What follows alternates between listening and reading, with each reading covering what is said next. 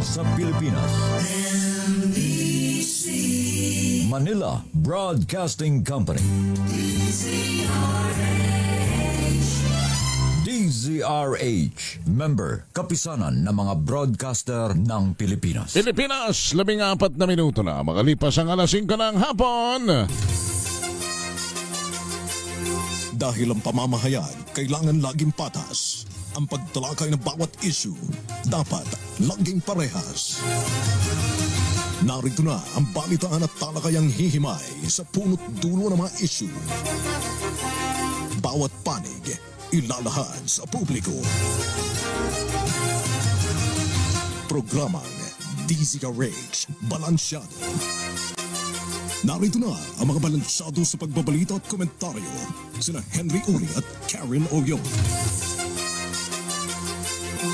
Balansyadong balita. Pilipinas, araw ngayon ng Biyernes sa 27 na sa buwan ng Hunyo taon 2025 sa ulo ng mga balansyadong balita. Malaking tapyas presyo sa produktong petrolyo inaasahan sa susunod na linggo. Panukalang national budget sa 2026 itinakda sa 6.793 trillion pesos. Interim release ni dating Pangulong Rodrigo Duterte na paulat na tinanggihan ng Australia, pero impormasyong ito pinabulaan na naman ang kanyang may bahay.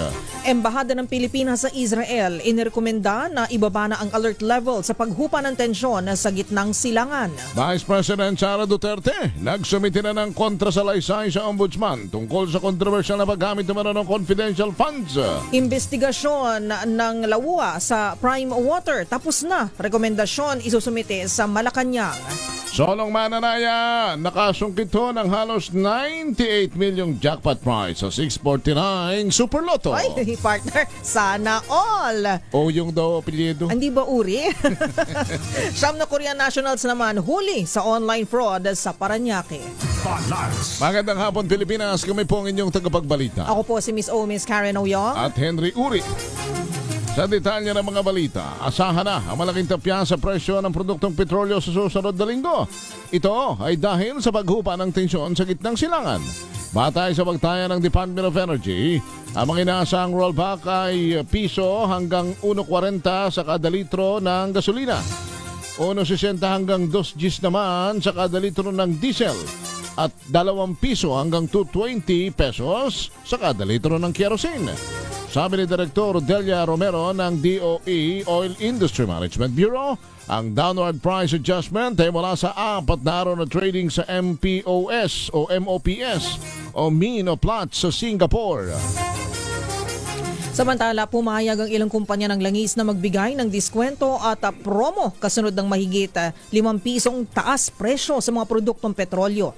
Ayon sa Department of Energy o DOE, pareho may kinabang dito ang mga pampubliko at pribadong sasakyan.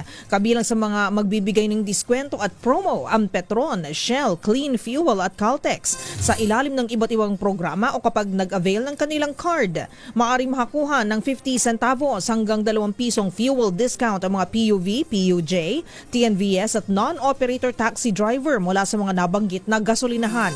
Tiniyak naman ng DOE na tuloy-tuloy ang kanilang pagpupulong para madagdagan pa ang diskwento at promo sa fuel. Samantala ay tinakda naman sa 6.793 trillion pesos ang panukalang pambansang budget sa 2026. Ayon sa Development Budget Coordination Committee, ang halaga ay kumakatawan sa 22% ng gross domestic product ng bansa na maabot sa 7.4% na mataas kumpara sa national budget ngayong taon. Sinabi ni DBM Secretary Amira Pangandaman na ang proposed 2026 budget ay nakatuon pa rin sa investment sa education, healthcare at trabaho. Kasama din sa prioridad ang paglalagak ng puhunan sa Build Better More infrastructure program. Samantala, sa iba pang mga balita, tinanggihan di umano ng Australia ang pag-custody kay dating Pangulong Rodrigo Duterte sakaling payagan ng International Criminal Court o ICC ang kahilingan na siya ay magawaran ng interim release. Ayon sa impormasyon, hindi ikinukonsidera ng Australia na maging host kay PRDD kung saan o sasang-ayon ang ICC na siya ay marirelease mula sa detention facility sa The Hague, Netherlands. Pinabula Binilaan na naman ng may bahay ng dating presidente ang report na tinabla ng ICC ang request para sa nabanggit na pabor. Not true ang sabi ni Hanilet Avancenia. Ang Australia ay bahagi ng Rome Statute na tumatayo bilang founding treaty ng ICC. Samantala, sa iba pang mga balita, ay narekomenda ng Philippine Embassy sa Tel Aviv sa Israel na ibaba na ang kasalukuyang Alert Level 3 status sa kabila ng tensyon sa pagitan ng Israel at Iran. Ito ang kinumpirma ni DFA Assistant Secretary for Middle East and African Affairs Herminia Aguilar Usudan at nilinaw na hinihintay na lamang ang pinal na pag-aproba ng kalihim ng kagawaran sa naturang rekomendasyon. Gayunpaman, iginiit ni DFA Undersecretary for Migration Affairs Eduardo De Vega na kahit bumaba sa Alert Level 2 ang status, mananatili pa rin ang deployment ban para sa mga overseas Filipino workers sa Israel. Paliwanag ni De Vega, tuloy pa rin ang girian sa pagitan ng Israel at Hamas kaya't hindi paligtas na tanggalin ang deployment restriction.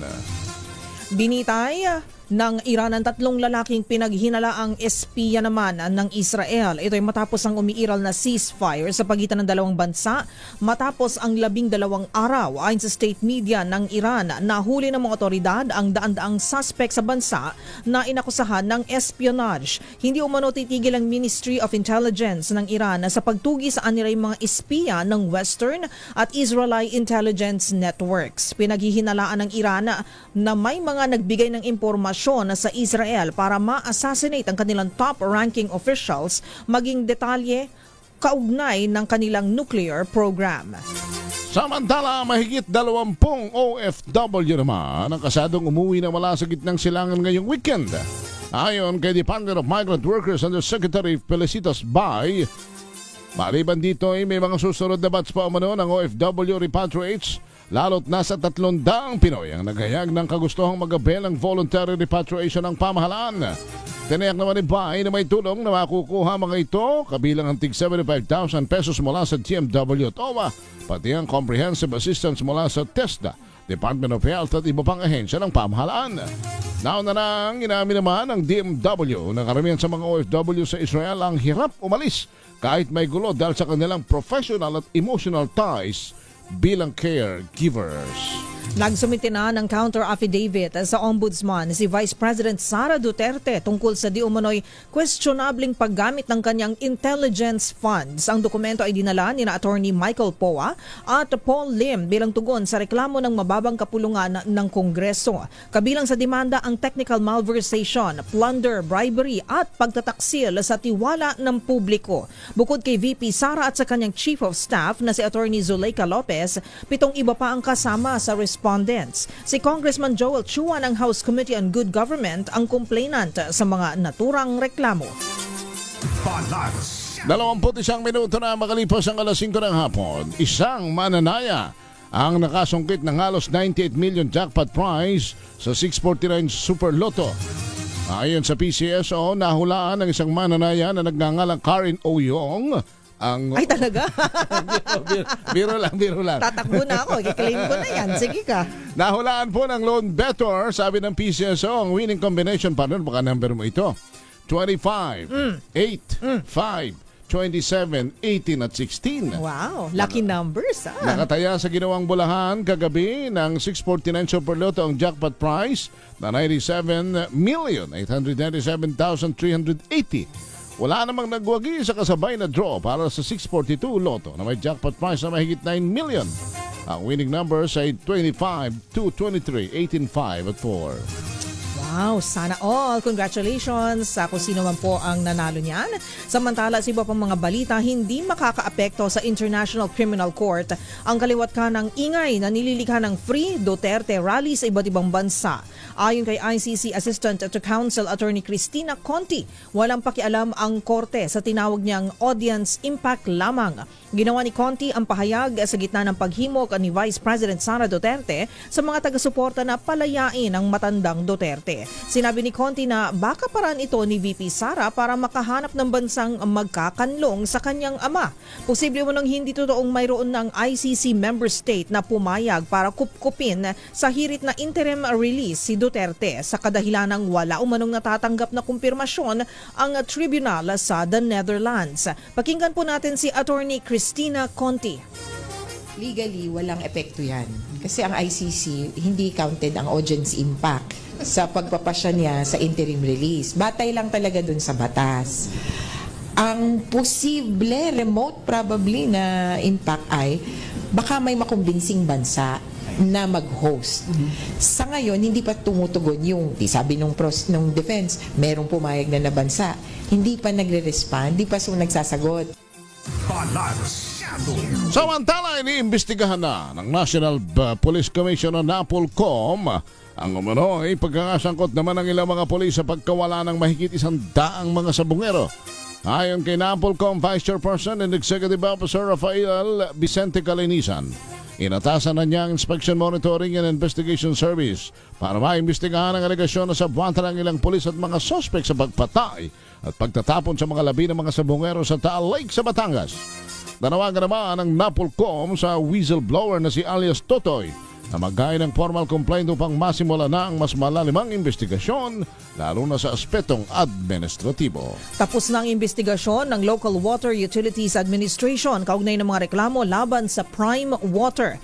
Ayon sa LAUA, isusumite ng opisina kay Pangulong Bongbong Marcos ang resulta ng investigasyon at ang kanilang rekomendasyon. Nakapaloob sa dokumento ang salaysay ng mga residente na nakaranas ng palpak na serbisyo ng Prime Water. Ipinahayag ni LAUA Administrator Jose Moises Salonga na ang mga kaparehong reklamo ay labag sa joint venture agreement ng Prime Water sa kanilang mga kliyente.